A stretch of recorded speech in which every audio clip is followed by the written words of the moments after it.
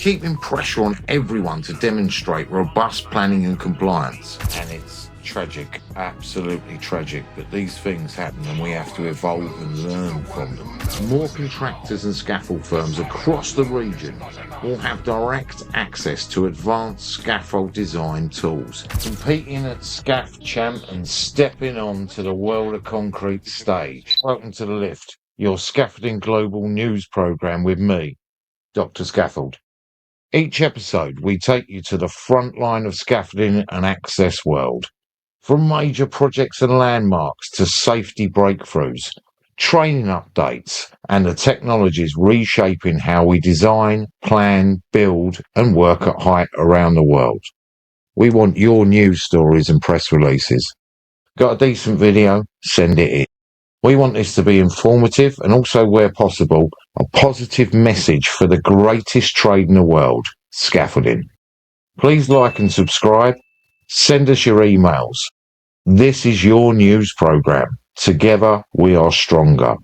Whether you are on the tools, running a yard, designing access solutions, or leading a worldwide business or just a small little business, this is your space to step back, get informed, stay one lift ahead of what is happening across the global scaffolding market. So, let's clip on, tune in, and let's see what is lifting the industry this week. On this episode of The Lift, we are coming to you with something really special and close to our hearts. Right now, as this episode drops, we are at World of Concrete in Las Vegas. Welcome back to SAI TV. It's January, a brand new year, and that means that SAI has debuted their brand new website for 2026. You can find that at saia.org. Also, the month of January means the Scaffold Builders Competition at the World of Concrete in Las Vegas. We'll be looking out over the arena of the SAIA Scaffold Builders Competition, one of the toughest, purest tests of scaffolding speed and safety anywhere on this planet. This is where drawings become reality under pressure, where the stopwatch is running, and where every decision about every sequence, bracing, ledgers is visible for everyone to see. This is a test. This is what AK Scaffolding and Dr Scaffold are going to be taking part of. We are going to try our hardest to win. This year, the field is built on layer systems, with Layer stepping up as the sponsor of the competition, and even the Scaff Champ organisers, Victor and Oleg, are here being active at the show. Layer's involvement sends a clear message. When world-class equipment meets world-class scaffolders, you do not just build access. You showcase what best practice in our trade really looks like. From the first bay to the final check, this is a live demonstration of engineered solutions in the hands of skilled professionals. Check out the live feeds. Get on there and watch us. UK Scaffolding. Competing at Scaff Champ and stepping on to the World of Concrete stage. We are an invited crew. They are not here alone though. They are proudly sponsored by Dr Scaffold, and this collaboration is about more than this. Logos on shirts. It's about turning shared values on training, safety, and pride in the craft into visible action in front of a global audience. Having had training sessions over the last couple of months and working very hard on strategy, communication, etc., we're ready to rumble. Competitive scaffolding like this matters. It takes what scaffs do every single day on sites around the world. It puts us all under a spotlight on a level playing field with clear rules and objective scoring. Teams are judged on safety first, then on accuracy, then on time, harness discipline, edge protection, bracing patterns, plums and levels. It all counts. But beyond the scoring, this competition is a celebration of what many of us believe. Scaffolding is the greatest trade in the world. It's a trade that makes the other trades possible. The invisible structure behind every facade, every repair, every concrete pour, every restoration project. It demands strength and stamina, yes, but also geometry, planning, communication, and an instinctive understanding of the load path, stability and risk. Competitive scaffolding simply shines a spotlight on those skills and shows the wider world what professional scaffolders do as standard. We're here. We're going to try our best. AK and Dr Scaffold coming at you. We're going to be doing live feeds. Get ready to rumble because we came to win, baby. And we love competitive scaffolding. As you listen, AK Scaffolding are in that mix. We'll be reading drawings, calling out dimensions, calling off layer gear, getting it bumped with precision and working as a tight unit under the clock. Dr Scaffold is here alongside them. Aaron King, legend, on the deck and in the crowd, collaborating across media, training and live competition to show you all what scaffolding can do, show support and tell the story of this craft as it deserves to be told. Around them are teams from across North America and beyond, each bringing their own methods, accents, experience, but all sharing the same core language of smart, safe scaffolding. What happens over these builds and dismantles will echo far beyond Las Vegas. New ideas could be made about sequencing, bracing, communication and quality that will travel back to yards, classrooms and sites around the world. And that's real power of events like this. They do not just crown a winner, they lift the whole industry and they shine a light on the industry by pushing standards higher. So from the Lift and Dr Scaffold to AK Scaffolding and every crew stepping up and stepping into the arena at the SAIA Scaffold Builders Competition at World of Concrete and all those going to Scaff Champ, respect.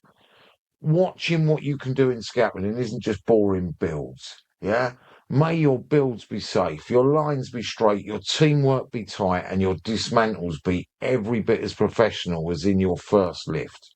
Also remember that Scaff Champ 2026 in Vilnius, Lithuania, tickets are on sale now. If you haven't been to Scaff Champ, you ain't lived.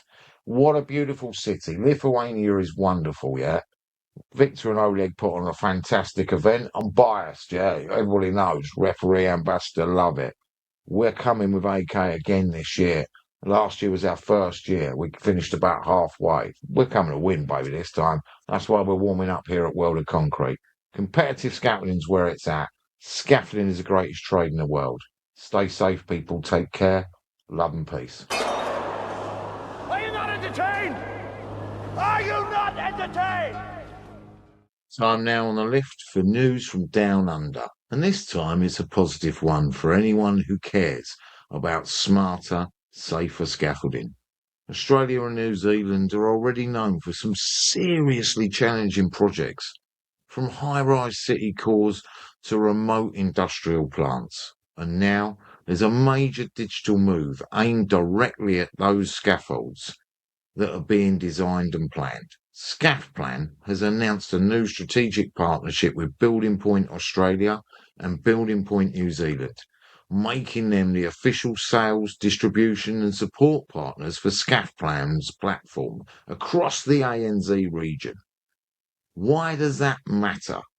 Because it's Scaff Plan's first big international partnership, and it is being pitched as a key step in their global expansion, with a specific goal of setting a digital standard for scaffolding and temporary works in Australia and New Zealand. In simple terms, more contractors and scaffold firms across the region will have direct access to advanced scaffold design tools, interactive modelling and smarter planning workflows, backed up by local technical support. For scaffolders on the ground, this is not just software for software's sake. It's about being able to visualize complex access, check clashes, optimize material use, and build in safety by design before the truck leaves the yard.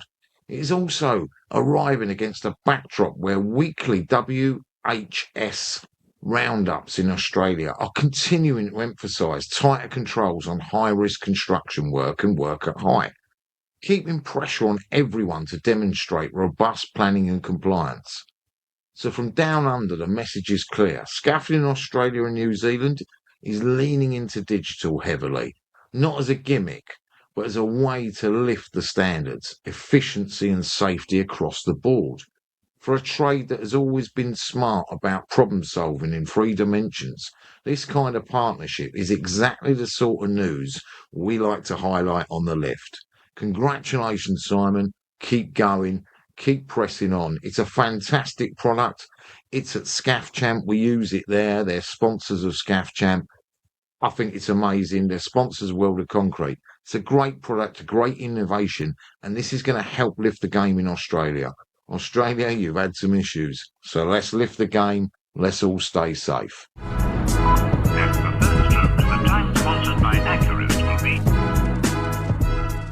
Hi, Sina hier von Brauns Gerüstbau. Wir sind hier fast bei derselben Location wie beim letzten Mal, wieder auf dem Projekt eines unserer Kunden hier in Deutschland.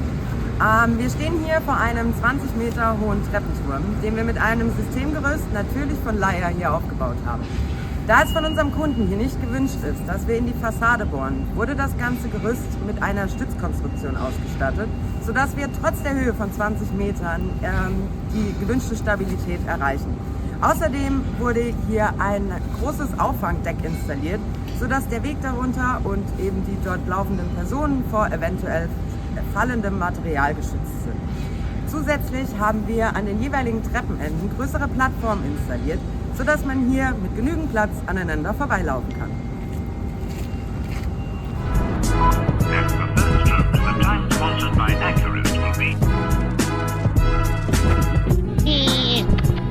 What's up, Doc?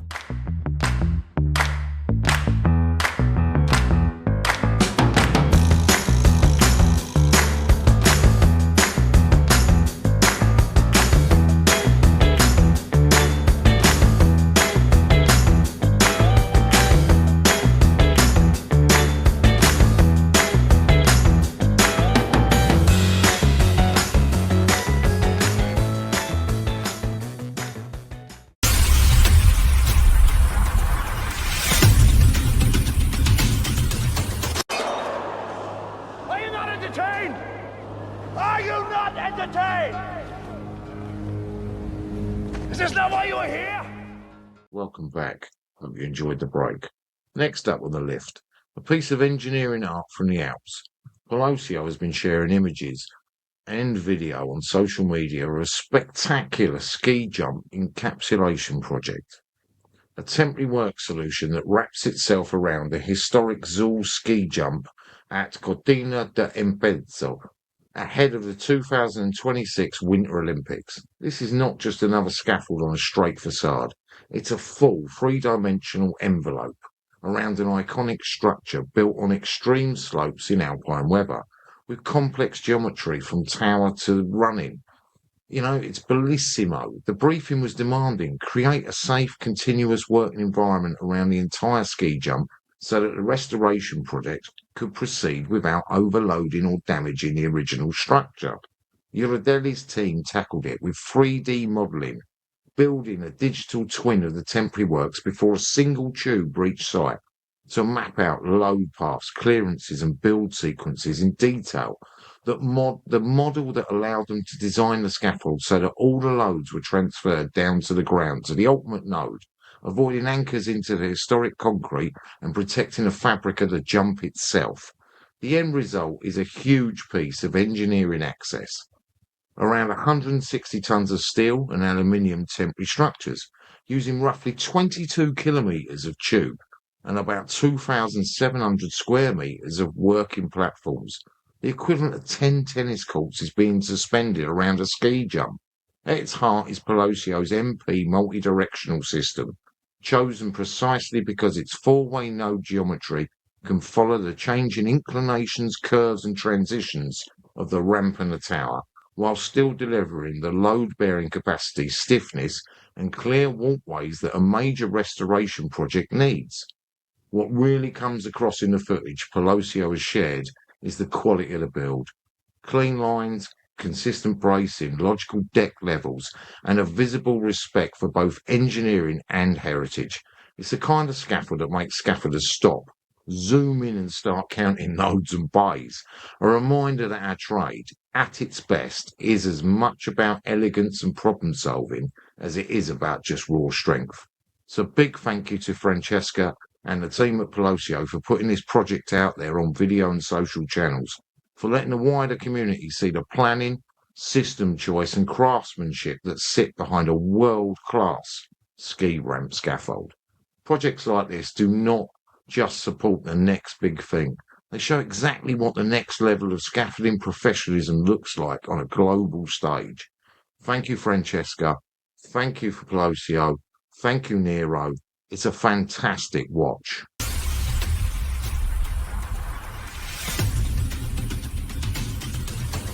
Welcome back. Now to global news and a story that has shaken the scaffolding and construction world. It's not a good look for scaffolding, and it's tragic, absolutely tragic, but these things happen and we have to evolve and learn from them. We're reporting on the devastating tower blaze in Hong Kong that ripped through the bamboo scaffolding and debris netting, putting scaffolding practice under intense international scrutiny.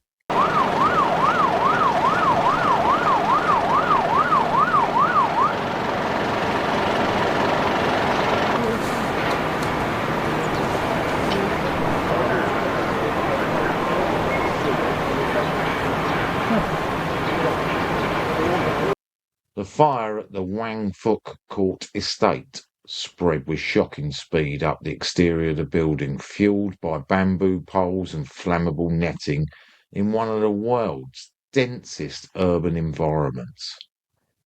Current reports say at least 128 people have died, with around 200 still unaccounted for, making this one of the most lethal high-rise fires in recent memory. Authorities have launched a full criminal and corruption investigation, with staff from the renovation company under arrest on suspicion of gross negligence, manslaughter, and a wider review of building and facade safety policy now is inevitable. For the Lift audience, this message is stark. The way we design, install, and maintain scaffolding and temporary protection systems can be the difference between containment and catastrophe. This tragedy will shape the future codes, enforcement and public perception of our trade worldwide. It will reshape the Chinese scaffolding industry. It's tragic and there's nothing we can do about it. So sad to end episode 1 on a sad note like this, but we couldn't let the passing of Wayne Connelly go without comment. As an industry, we have lost one of our leaders. Let's pause to honour the life and legacy of Wayne Connelly. Wayne was not just president and chairman of Nask and Scissors, he was one of the defining figures of modern scaffolding and access. He began his journey within the NASC as a regional chair and progressed to chair of the Membership Standards Committee, joined the NASC boards in 2022, and in 2024 was appointed president and chairman of both NASC and Scissors. That journey tells a story of steady service, increasing responsibility and a deep commitment to raising standards for everyone in our industry. As a businessman, Wayne built Connelly Scaffolding into a progressive, respected contractor, following an already successful career in the automotive repair sector. Under his leadership, the company grew, expanded and invested, reflecting his belief that scaffolding businesses could be both commercially strong and uncompromising on safety, training and professionalism. Within Nask and Scissors, Wayne was one of the key architects of the recent transformations. He championed stronger governance, higher technical and safety standards, and a more transparent, credible voice for the industry. Colleagues consistently describe his integrity, his clarity of thought, and his calm, measured leadership as qualities that earned him respect, not only in boardrooms and committees, but on sites and in training centres across the country. Scaffolders I know that worked for Wayne really appreciated him, and he's reached out and helped people. Wayne's influence has also reached far beyond the UK. As chair of the International Access and Scaffolding Association, he was working to build collaboration between national trade bodies, promote best practice and raise standards internationally. He understood that the issues we face, safety, competence, innovation, are global challenges, and he was devoting his time to making sure our industry spoke with a stronger, more united voice. Above all, people remember Wayne as a decent, approachable man who cared about those around him. Tributes from across the industry talk about his warmth, his diplomacy, and the way he was always having time for a conversation or a word of encouragement. His legacy will live on in the standards he championed, the reforms he set in motion, and the many careers and companies he's helped to shape and mould. On behalf of everyone in scaffolding, we extend our deepest sympathies to his fiancée Nicola, his family, his colleagues at Connelly Scaffolding, and all those who had the privilege of working alongside him. Wayne will be greatly missed, but his contribution to NASC, scissors, and the wider scaffolding and access community will endure for many years to come. I personally met him more than once, worked with him at NASC, and personally, we didn't always get on, but he was a very, very well-spoken, passionate person for scaffolding, and it is a great loss.